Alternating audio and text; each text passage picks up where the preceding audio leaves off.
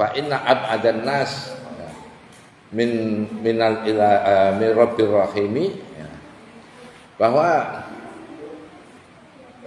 kalau kita memenuhi hawa nafsu kita, kesenangan-kesenangan kita, apalagi kemudian dia juga banyak berdosa, maka dosa dan pemenuhan terhadap kesenangan jiwa, kesenangan nafsu, itu akan mengakibatkan hati yang hati yang keras. Padahal hati yang keras itulah hati yang jauh dari dari Tuhan yang Maha Penyayang. Jadi kalau kita ini menginginkan dekat dengan Allah, maka hati itu kan harusnya lunak. Tapi karena kita sering mengikuti nafsu kita, maka hati kita menjadi keras. Hadirin hadirat rahimakumullah, tadi menyatakan hati sebagai wadah dari ruhaniyah dan nafsaniyah. Apabila orang itu ruhaniyahnya gemuk, maksudnya ruhaniyah gemuk itu dia sering ngaji, sering beribadah, sering berinfak, sering berpuasa, bukan mengetahui tentang ilmu agamanya, tapi mengamalkan agamanya. Berarti dia sedang mengisi ruhaniyahnya. Ibarat orang makan itu, ruhaniyahnya itu terpenuhi kebutuhannya. Nah, kalau kita makan banyak kan badan jadi gemuk. Orang yang mengamalkan agama, ruhaniyahnya menjadi kuat. Nah, karena wadah itu hanya satu dibagi untuk ruhaniyah dan nafsaniyah, maka ketika kita mempergemuk ruhaniyah kita, secara otomatis itu nafsaniyah kita atau nafsu, kesenangan nafsunya menjadi berkurang. Kita bisa melihat kondisi orang yang sering ngaji, yang sering beribadah, itu rasa-rasanya kurang senang kalau hanya melihat konser dangdut. Ini untuk contoh. Kenapa? Karena konser dangdut itu tidak bisa menghibur nafsunya, karena nafsunya kurus, bahkan bisa tertutup oleh spiritualnya, oleh ruhaniyahnya. Begitu juga kalau orang hanya mengikuti nafsunya,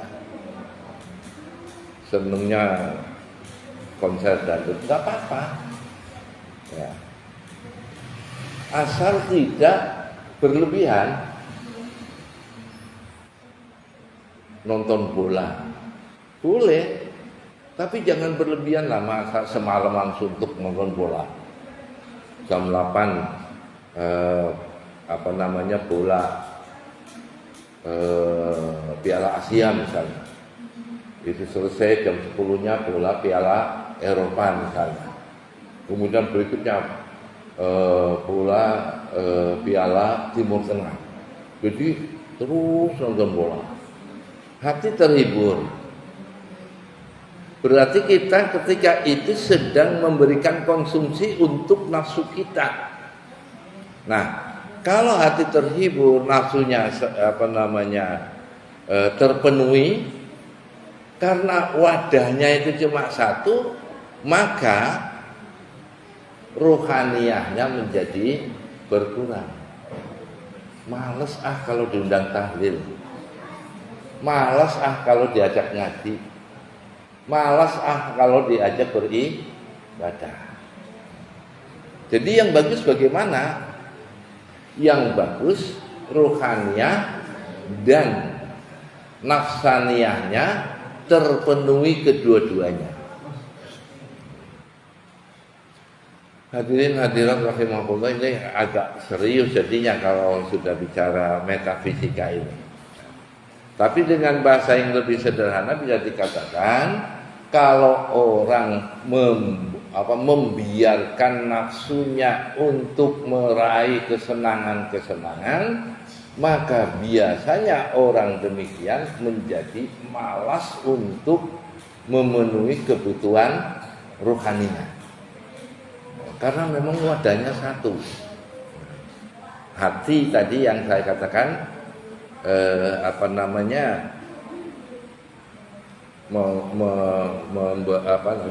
dari pandang metafisis. Nah, tadi di awal saya katakan bahwa memerangi nafsu itu bukan berarti membunuh nafsu.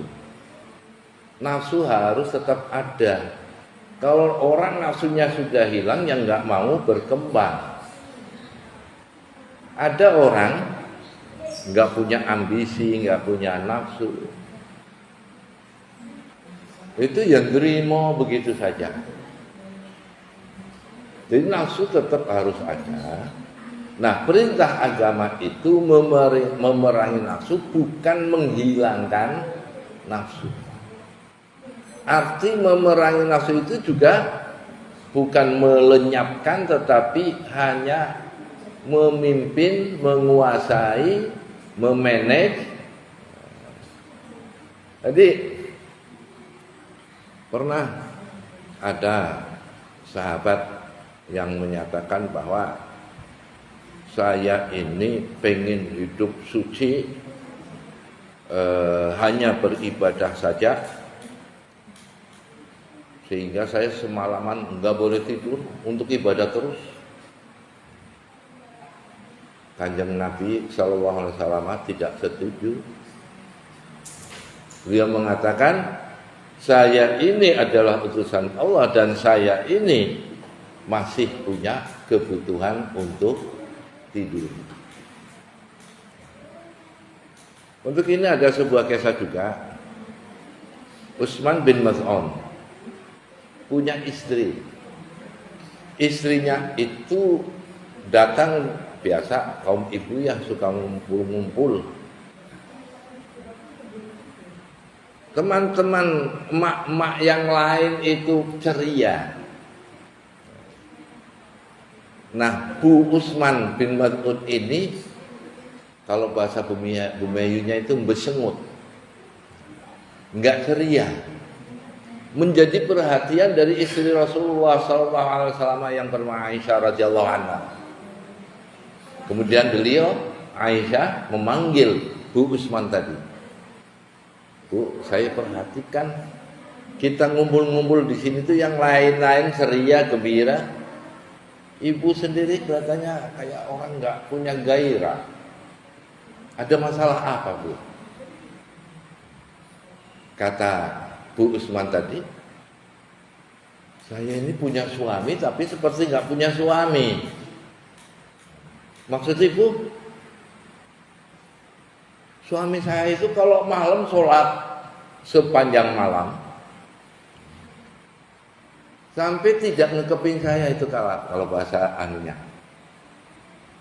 Kurang memperhatikan dirinya karena semalaman hanya sholat terus. Aisyah radhiyallahu anha mengatakan, kalau nggak bisa berinteraksi seksual di waktu malam, kan masih ada waktu siang, Bu. Jawab Bu Utsman tadi, lah siangnya suami saya puasa.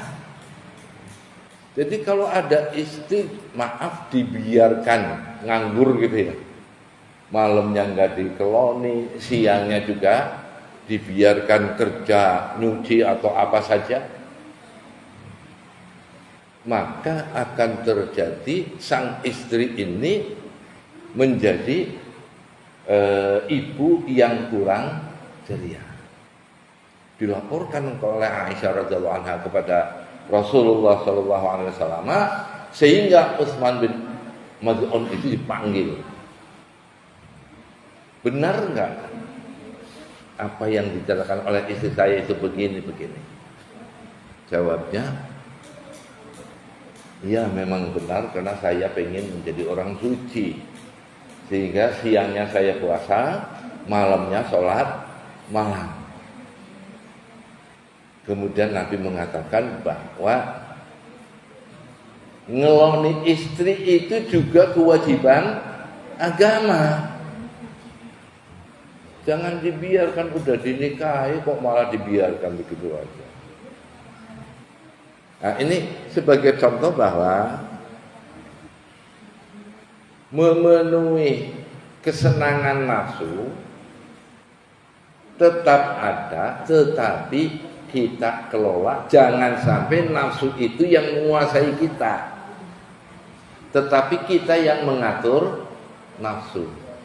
Nah, untuk bisa mengatur nafsu, untuk bisa menaklukkan nafsu kita itu, kita bermujahadah yang oleh Rasulullah SAW disebutkan kita atau kami kembali dari jihad yang kecil perang Badar menuju jihad yang lebih besar, yaitu memerangi nafsunya sendiri. Nah, kemudian karena ini sudah pakai kata jihad, mujahadah dengan jihad itu sama. Akar katanya jahada yujahidu. Masdarnya ada dua macam, ada jihad dan ada mujahadah. Nah, maka karena arti daripada jihad itu adalah bersungguh-sungguh, kalau bahasa ibunya itu temenanan. Kita beribadah dengan bentuk mujahadah harus bersungguh-sungguh dengan apa? Dengan banyak membaca sholawat. Dengan diawali sholat tasbih. Sholat tasbih itu kan sungguh-sungguh itu. Ya. Dilakukan 4 rakaat dalam masa sekitar 14 sampai 15 menit. Kemudian baru sholat hajat, baru doa. Sehingga makan waktu mujahadah itu sampai 1 jam 10 menit kira-kira. Jadi kalau kita baca, bukan berarti jelek ya, baca rotib. Baca rotib itu berapa menit? 20 menit bisa selesai. Loh kok bilangnya mujahadah? Mujahadah rotib. Ya kurang tepat, kenapa? Karena hanya beribadah 20 menit tapi bilangnya benar-benar beribadah. Tahlil dengan yasin paling 25 menit atau 30 menit.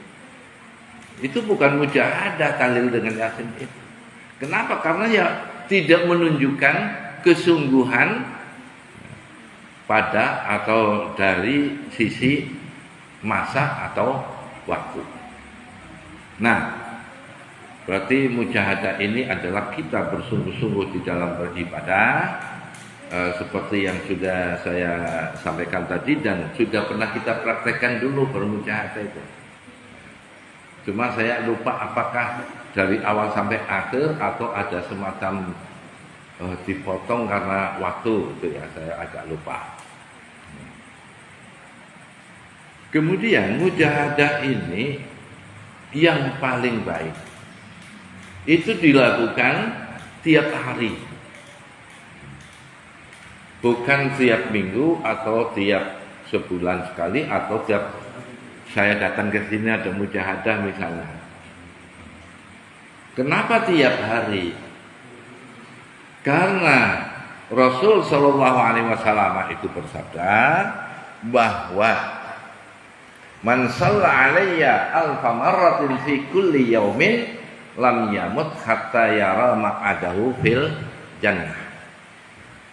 Siapapun yang membaca selawat 1000 kali setiap hari, maka tidak akan mati kecuali kalau sudah melihat tempat tinggalnya di surga. Jadi ilustrasinya ini bukan hadis, ilustrasi. Ya, memahami hadis tadi dengan ilustrasi begini. Pak Jenal itu membaca selawat 1000 kali setiap hari, didatangi oleh malaikat Israel. Begitu malaikat Israel masuk ke rumah Pak Jenal, malaikat Jibril nyusul. Wahai Israel, jangan kamu lakukan tugasmu itu. Loh, kenapa? Di Lauhil Mahfuz itu tercatat Pak Jenal harus meninggal hari ini. Iya, tapi Rasulullah SAW pernah bersabda, kalau orang itu belum pernah melihat tempatnya di surga, belum boleh mati. Maka Israel mengatakan, kalau cuma begitu gampang. Ditayangkan keadaan di surga, kemudian diberi narasi, wahai Jenal, itu loh tempat kamu nanti di surga. Maka Jenal menjadi senang kan?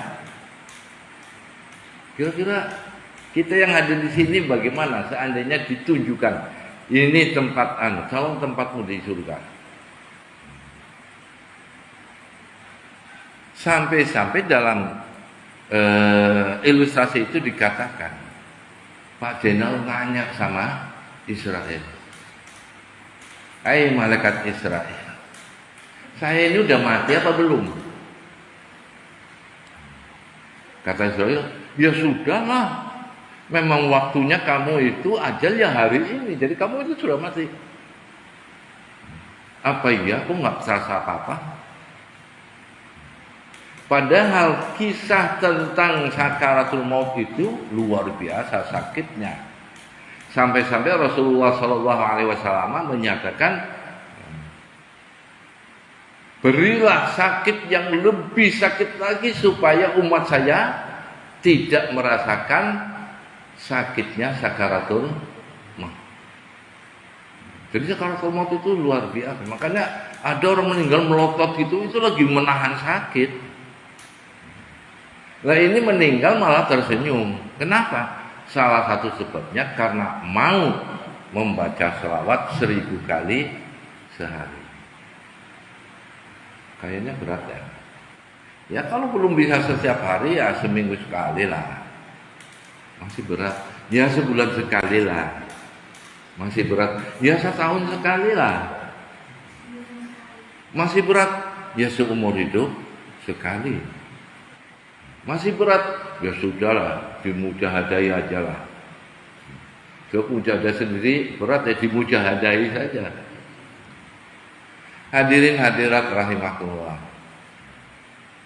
Nah, kenapa saya sampai menyampaikan kalaupun tidak tiap hari ya seminggu sekali atau sebulan sekali atau setahun sekali.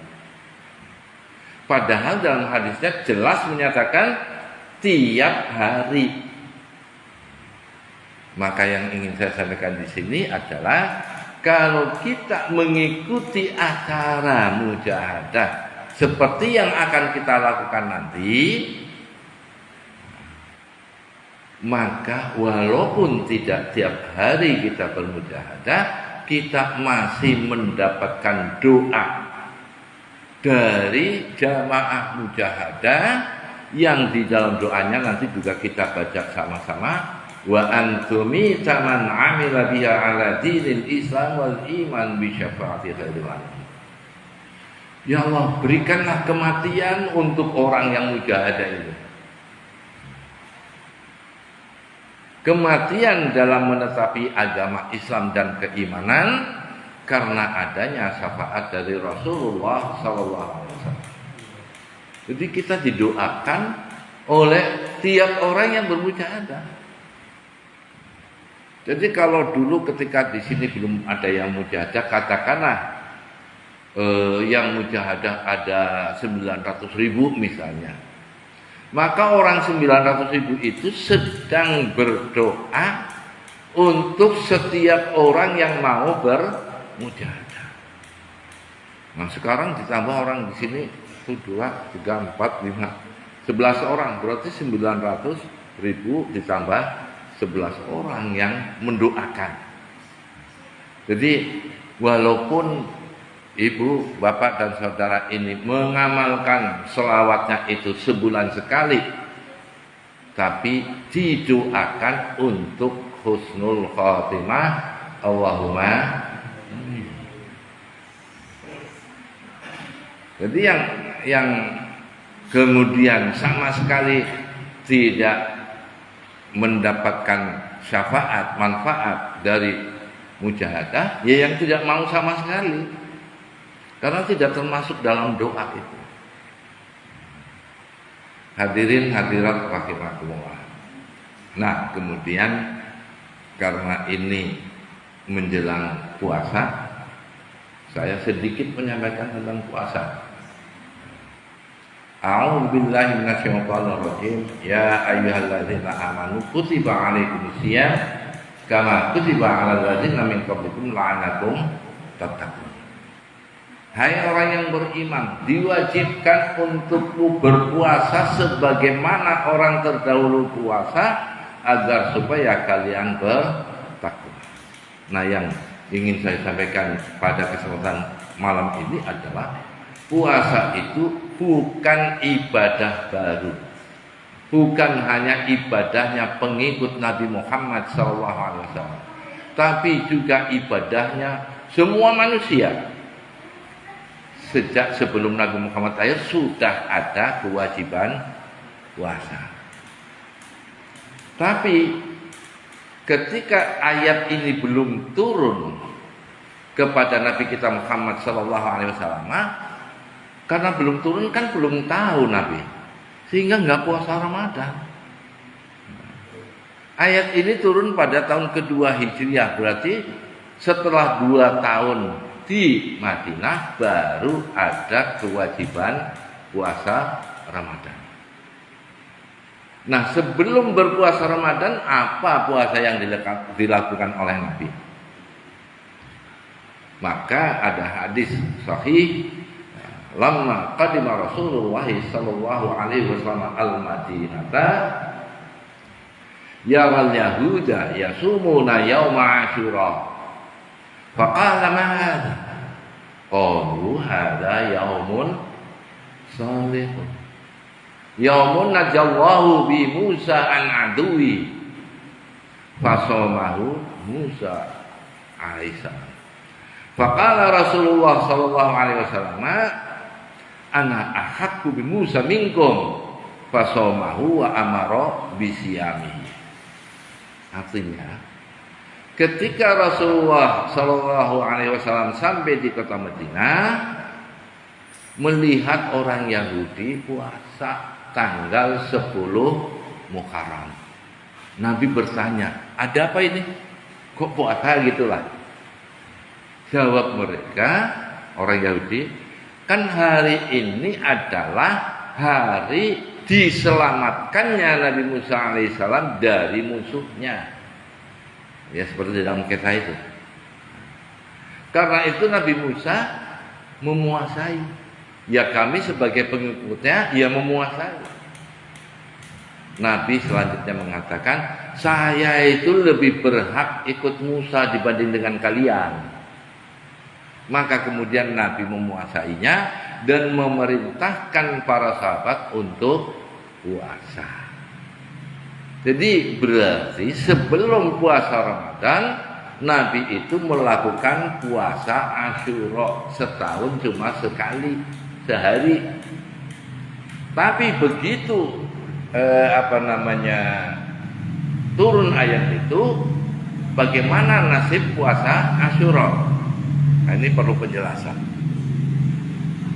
Puasa Asyura kemudian yang tadinya wajib menjadi sunnah, karena sudah ada yang wajib puasa bulan Ramadan. Nah, kemudian puasa Asyura ini dilakukan terus sebagai sunnah, tetapi sahabat itu ada yang keberatan, bukan keberatan puasanya sehari bulan Asyura itu, tapi keberatan karena ada nyinyiran dari orang Yahudi yang mengatakan, apa ini pengikut Muhammad? Katanya agama baru tapi amalannya kok sama dengan kami. Jiplak. Nah enak ya dikatakan jiplak. Maka kemudian Nabi kita Muhammad SAW menyatakan, ya udah, tahun nanti kita puasanya jangan tanggal 10, tanggal 9, supaya beda. Sebab ketika sama dikatakan jiplak. Belum sampai tahun depan mau puasa tanggal 9, Nabi wafat.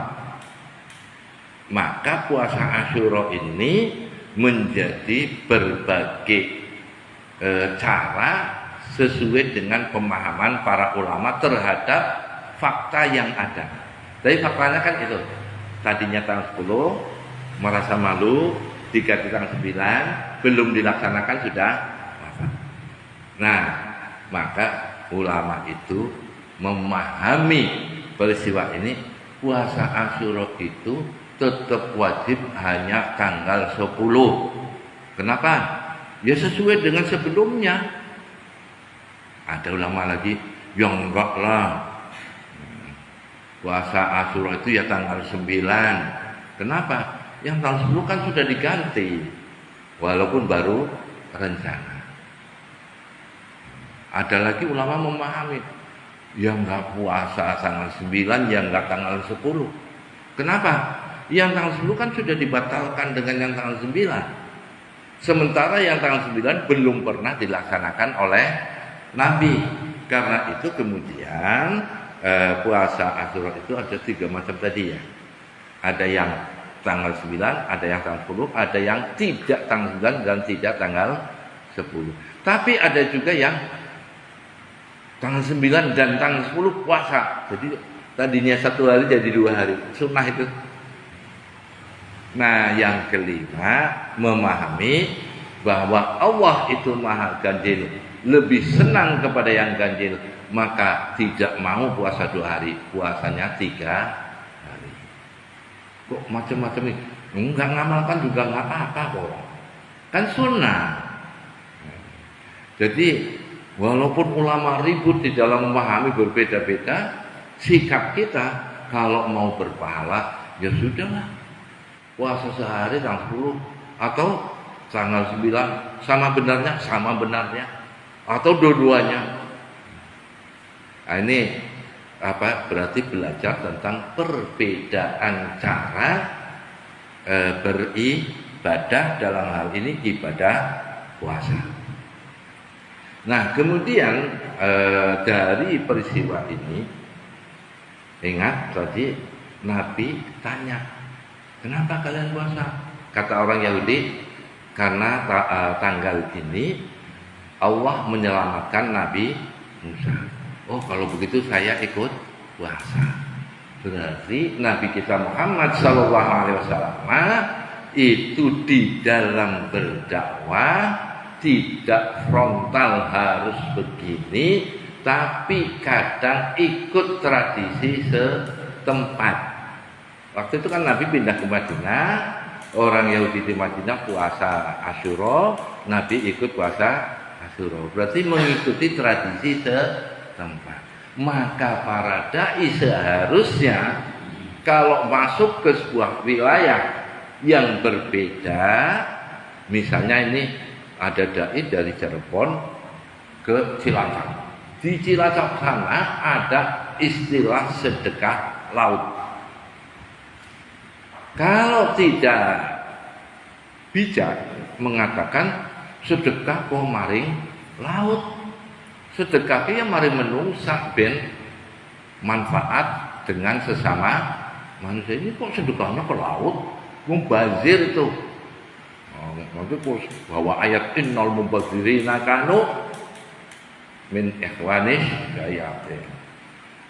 Terus katakan bid'ah, mubazir dan seterusnya bertentangan Itu enggak ada itu sedekah laut. Zaman Nabi enggak ada. Ya jelas enggak ada, Nabi tinggalnya enggak di laut. Mekah, Madinah itu kan jauh dari laut. Nah, jadi gimana?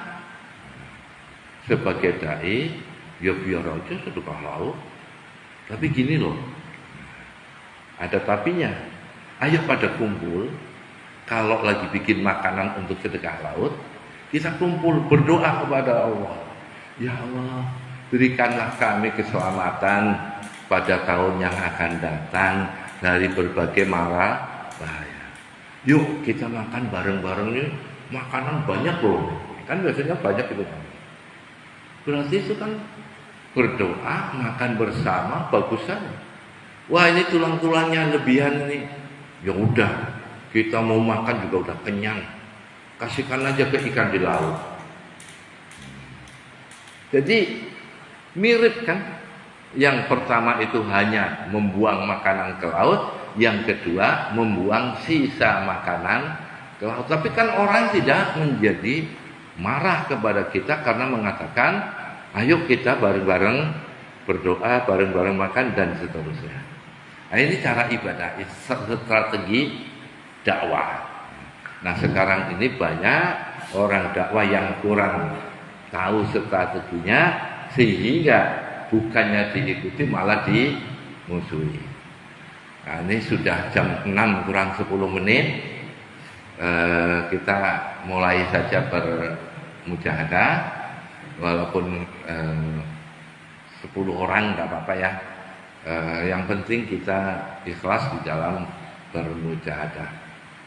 Karena dengan ikhlas itulah merupakan kunci dari keberhasilan ibadah kita. Ibadah tidak akan sah, tidak akan mendapat pahala kalau dilakukan secara terpaksa, dilakukan kurang ikhlas, dilakukan hanya demi menyenangkan orang lain. Jadi kita lakukan ibadah kita ini, insya Allah kalau full itu 1 jam 10 menit, kalau belum 1 jam udah berarti mungkin ada beberapa yang dianggap belum waktunya untuk ibadah bersama. Kurang lebihnya mohon maaf. Mudah-mudahan bermanfaat. Wallahu muwaffiq ila aqwamit thoriq. Wassalamualaikum warahmatullahi wabarakatuh.